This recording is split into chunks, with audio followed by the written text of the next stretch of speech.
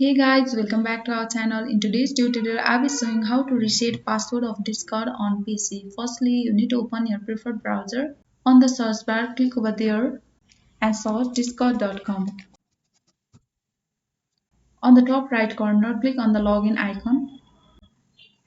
You will be required to enter your email or phone number.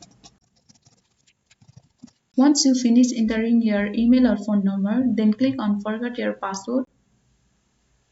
And pop-up will be sent where instruction to change your password to your Gmail account will be sent on your inbox. Then click on OK. Let's check on our Gmail.